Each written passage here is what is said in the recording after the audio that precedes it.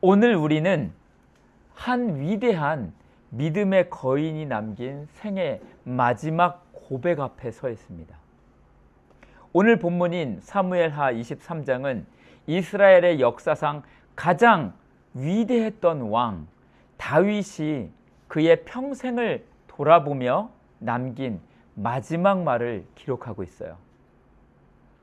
물론 다윗이 개인적으로 아들 솔로몬에게 남긴 유언은 열왕기상 2장에 따로 기록되어 있습니다.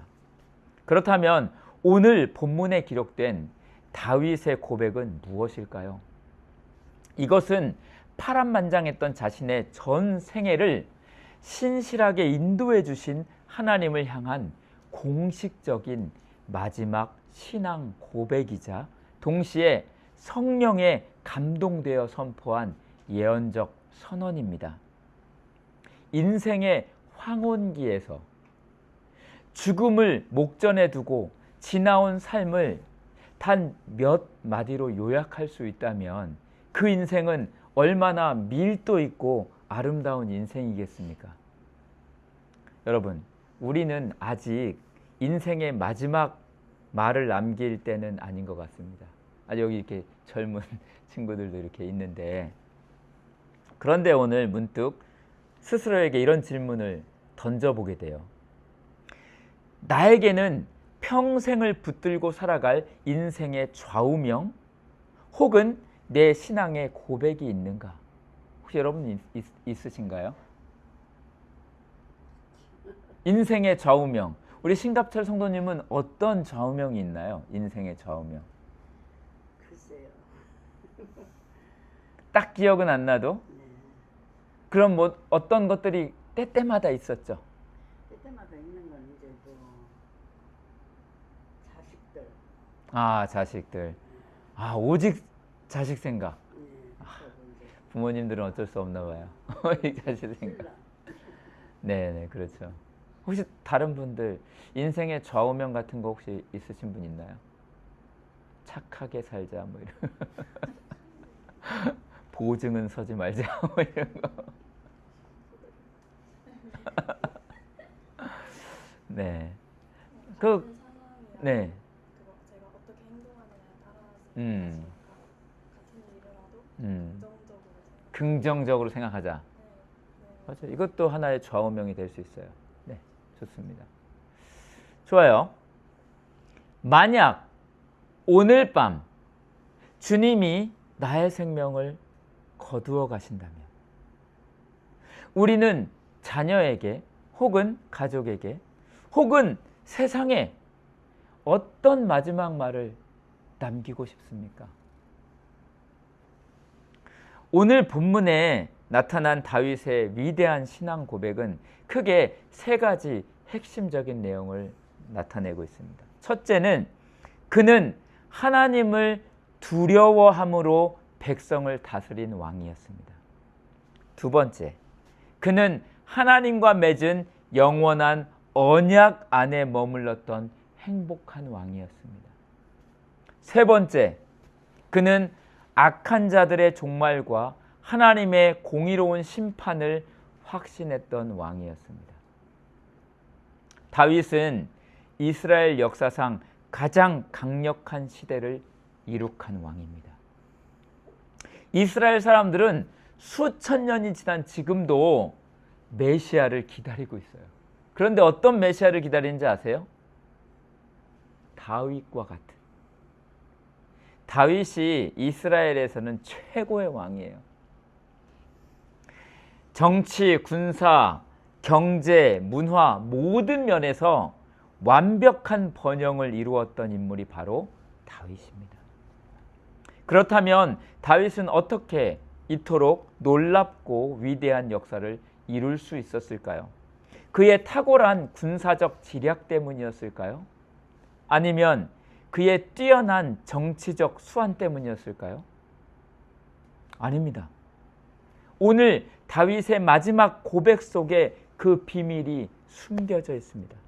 오늘 선포되는 말씀을 통해 다윗을 위대하게 만들었던 그 신앙의 본질이 저와 여러분의 삶 가운데도 동일하게 역사되기를 소망하는 마음으로 말씀을 깊이 묵상했으면 좋겠습니다. 첫째로, 다윗의 위대함은 하나님을 경외함, 즉 하나님을 두려워하는 마음으로 나라를 통치한 데에서 시작됐습니다. 사실 여러분, 그 두려움이라는 단어는 우리에게 그렇게 좋게 다가오는 단어는 아니죠. 우리는 보통 두려움 없는 삶, 담대한 삶을 원해요. 그렇죠? 맨날 두려워가지고 이걸 원하진 않잖아요. 그러나 성경과 인생의 진리는 우리에게 역설적인 사실을 이야기합니다. 인생에 두려움이 조금도 없는 사람은 결코 진정한 성공을 거둘 수 없다는 사실입니다. 우리의 삶을 한번 돌이켜 볼까요? 만약 학생이 다가올 시험에 대한 두려움이 조금도 없다면 과연 매일 밤낮으로 열심히 공부하겠습니까? 그 두려움이 학생을 책상 앞으로 오게 하는 원동력입니다. 무대에 서는 연주자가 관객과 무대에 대한 두려움이 조금도 없다면 보이지 않는 연습실에서 그렇게 열심히 연습하겠습니까? 연습을 안 해요. 그러면 안 되는데. 또한 한 기업을 이끄는 경영자가 실패나 부도에 대한 두려움이 조금도 없다면 어찌 매 순간 성실하고 치밀하게 경영에 임하겠습니까? 국가를 다스리는 대통령이나 권력자가 국민과 역사 앞에 단 하나의 두려움도 없다면, 모든 것을 자기 마음대로 할 수 있다라고 자만한다면 과연 그 통치가 정직하고 공의로울 수 있겠습니까? 이처럼 무엇을 향한 건강한 두려움은 우리를 나태함에서 건져내고 우리를 성실함과 겸손함으로 이끄는 최고의 안전장치가 될 것입니다. 창세기 앞에 있거든요.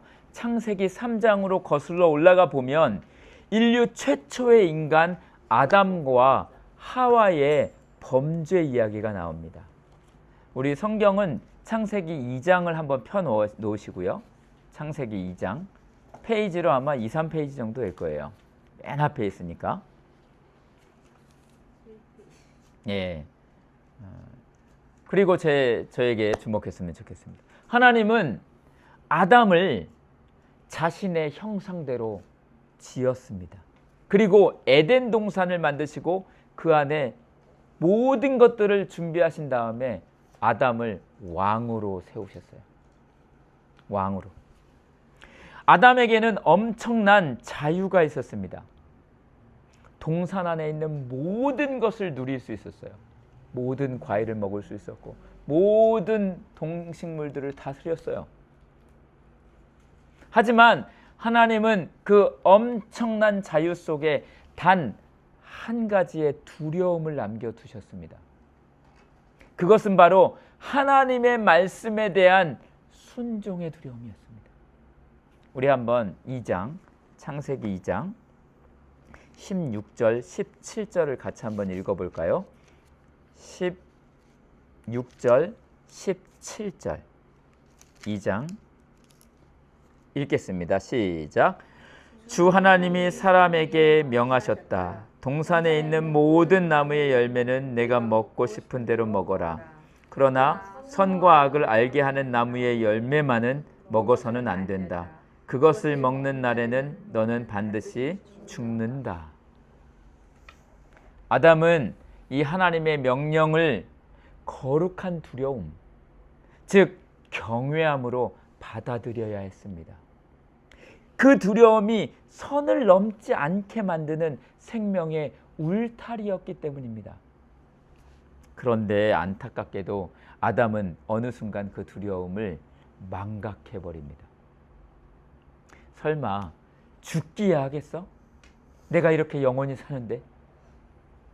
하는 마음에 하나님에 대한 두려움을 상실하자 하와가 건네준 선악과를 아무런 생각 없이 경솔하게 먹어버립니다. 그런데 여러분, 결과가 어떻게 되죠? 참으로 아이러니하게도 하나님에 대한 두려움을 망각해버린 아담에게 찾아온 것은 더 큰 두려움이었습니다. 범죄한 직후 아담과 하와는 자신들이 벗은 것을 알고 무화과 나무 잎을 엮어서 치마를 만들었고 하나님의 낯을 피하여 동산 나무 사이에 숨었습니다. 하나님이 아담을 부르십니다. 아담아, 네가 어디 있느냐? 그때 아담은 이렇게 고백합니다.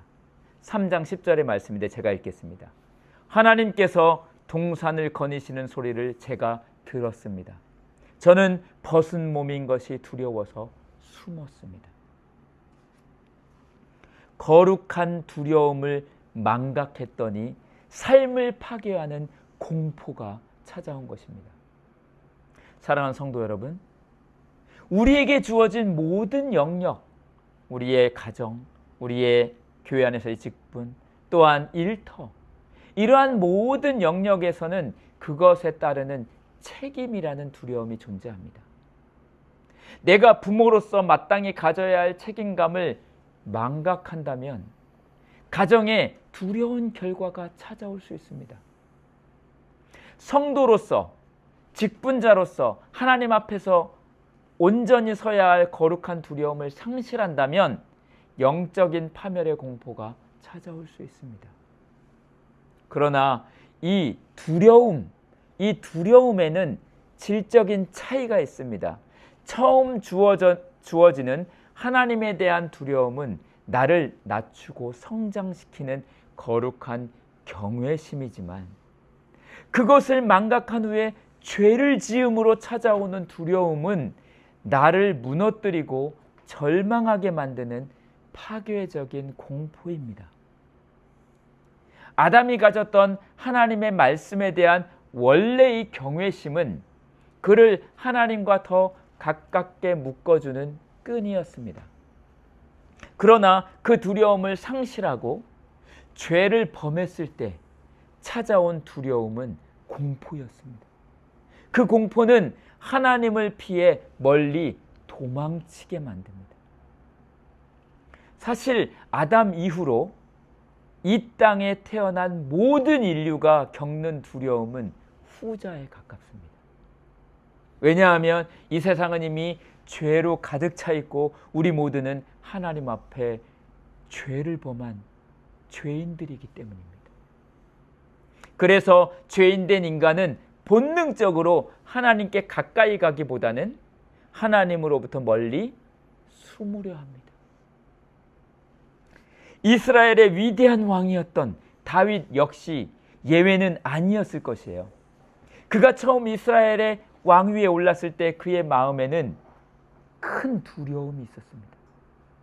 다윗은 멀리 갈 것도 없이 자신의 전임자였던 이스라엘의 초대 왕이었던 사울 왕의 비참한 말로를 두 눈으로 똑똑히 목도했던 사람입니다. 사울 역시 하나님이 친히 기름 부어 세우신 왕이었습니다. 그러나 그가 하나님을 두려워하지 않고 자신의 권력과 백성들의 눈치만을 살피면서 범죄했을 때 결국 하나님의 영이 떠나고 악한 영에 시달리다가 길보아 산에서 비참하게 파멸하고 말았습니다. 다윗은 가장 가까이에서 그 끔찍한 역사를 지켜보았습니다. 그러니 왕이 된 다윗의 마음속에 왜 두려움이 없었겠습니까? 나도 사울 왕처럼 잘못되면 어떻게 하지? 나도 교만해져서 하나님께 버림받아 저렇게 비참하게 끝나면 어떻게 하지? 사울의 말로는 다윗에게 커다란 영적 중압감이요 두려움이었을 것입니다. 그런데 여러분, 다윗이 사울과 달랐던 점이 있었습니다.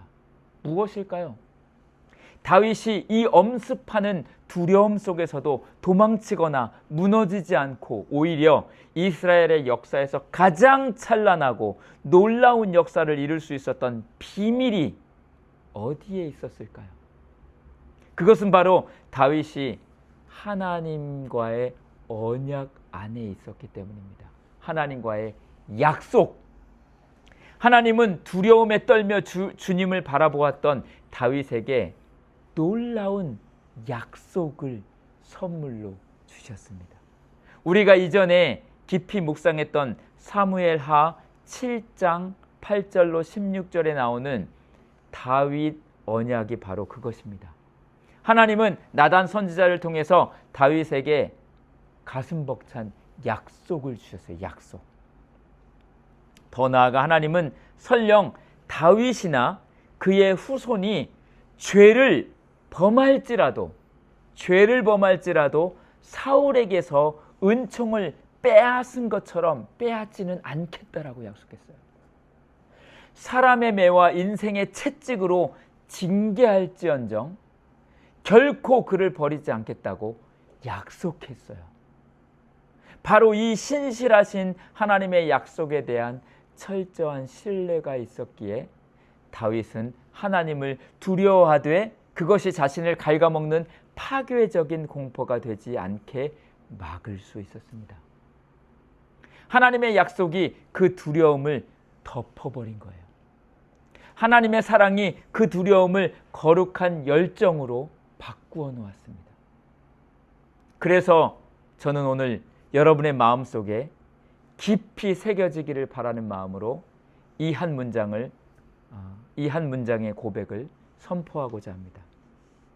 언약, 곧 약속이 없는 두려움은 나를 파괴하는 공포가 되지만 언약 안에 있는 두려움은 나를 살리는 순종의 기쁨이 됩니다. 아멘. 다윗은 하나님이 무서워서 억지로 율법을 지킨 것이 아닙니다. 내가 이렇게 하지 않으면 벌 받겠지. 이러한 공포를 가지고 통치한 게 아니에요. 나를 선택하시고 나를 영원히 버리지 않겠다고 약속하신 그 하나님의 신실하신 사랑과 언약이 너무 감사해서 그 사랑을 저버리는 삶을 살까 봐 두려워했던 것입니다. 사랑하기 때문에 가지는 소중한 거룩한 조심스러움, 사랑하기 때문에 행하는 기쁨의 순종이 바로 다윗의 고백이었습니다. 그렇기에 오늘 본문 4절의 고백처럼 그는 구름이 끼지 않은 아침에 떠오르는 맑은 아침 햇살과 같이. 제가 예전에 영상을 찍으러 바닷가에 간 적들이 좀 많은데 구름이 없이 파란 하늘에 떠오르는 해를 보면 정말 너무 깔끔하고 깨끗해요. 그걸 찍으려고 수많은 사람들이 카메라를 들고 해변에 서 있는 모습들도 많이 봤는데 마치 그러한 해와 같이. 또 비가 온 다음엔 어떻죠? 깨끗해지잖아요. 아주 청량한 그런 하늘을 볼 수 있잖아요. 비가 온 뒤에 땅에서 새싹을 돋게 하는 햇빛과 같은 그러한 아름다운 사역을 감당했던 행복한 왕이었습니다. 성도 여러분, 오늘을 살아가는 저와 여러분의 삶은 어떻습니까? 베드로전서 2장 9절의 말씀처럼 우리는 모두 왕같은 제사장입니다. 하나님의 형상대로 창조된 왕입니다. 우리에게는 하나님이 주신 온전한 자유의지가 있어서 우리의 삶을 내 원함대로, 내 뜻대로 선택하며 살아갈 수 있습니다. 그러나 우리는 한 가지 분명한 사실을 절대 잊지 말아야 합니다. 그것은 우리의 삶의 끝에는 우리가 행한 모든 영역을 공의로 심판하실 만왕의 왕, 하나님이 계시다는 사실입니다. 우리의 자유에는 반드시 책임이 따릅니다. 하지만 성도 여러분, 우리가 죄인임에도 불구하고 장차 올 심판이 우리에게 결코 파괴적인 공포나 두려움이 되지 않는 이유가 있습니다. 그것은 무엇일까요? 그것은 바로 다윗이 누렸던 언약처럼 우리에게도 확실한 언약이 있다는 사실입니다. 그것이 우리의 삶을 덮고 있습니다. 그 언약이 무엇일까요? 바로 독생자 예수 그리스도께서 십자가 위에서 당신의 살을 찢고 피를 흘려 세우신 십자가 언약입니다. 우리는 매주 이 성찬을 통해서 이 언약을 기억합니다. 예수님께서 나의 영원한 형벌과 죄악을 대신 짊어지시고 십자가에서 대속의 제물이 되어 주셨습니다. 그리하여 이제는 예수를 구주로 믿고 영접하는 자마다 결코 정죄함이 없고 영원한 생명을 누리는 하나님의 자녀가 되었음을, 그리고 그 무엇도 하나님의 사랑에서 우리를 끊을 수 없다는 이 약속, 이 위대한 십자가 언약이 바로 우리를 붙드는 줄 믿습니다. 만약 이 언약이 없다면 우리는 하나님의 이름을 들을 때마다 아담처럼 두려워 떨며 도망쳐야 했을 것입니다. 지옥의 형벌이 무서워서 덜덜 떨어야 했을 것입니다.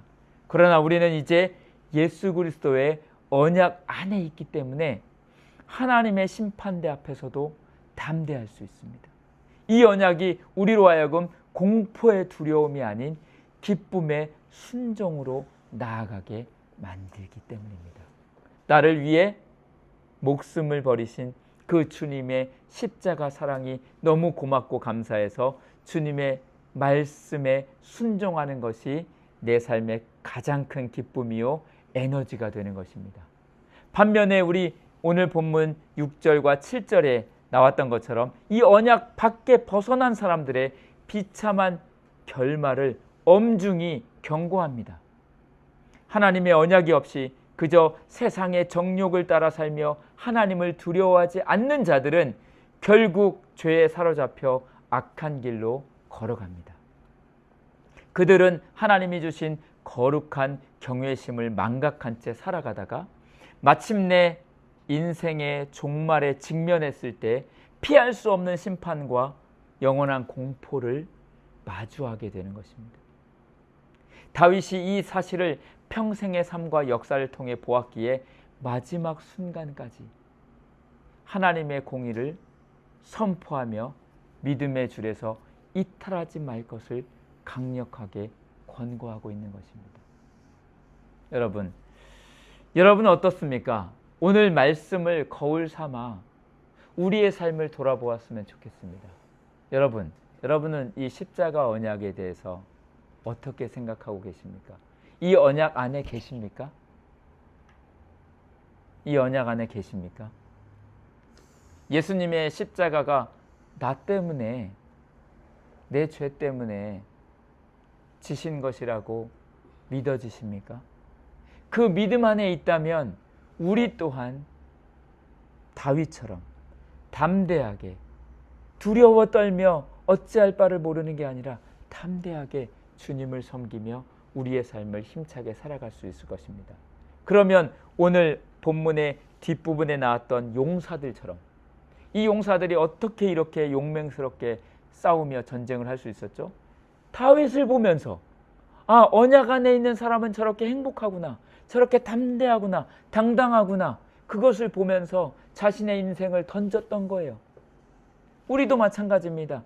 우리가 이 믿음의 언약 안에 있다면 그 주님 앞에 우리의 인생을 담대함으로 던질 수 있는 겁니다. 우리의 삶이, 우리의 가족이, 결혼하신 분들은 우리의 가정의 자녀들이, 우리 모두가, 우리 교회가 이 언약 안에서 거룩한 두려움, 진짜 두려움의 공포가 아니라 거룩한 두려움을 가지고 우리의 삶을 주님과 동행할 수 있는 그런 복된 우리 모두가 되기를 소망합니다. 아멘.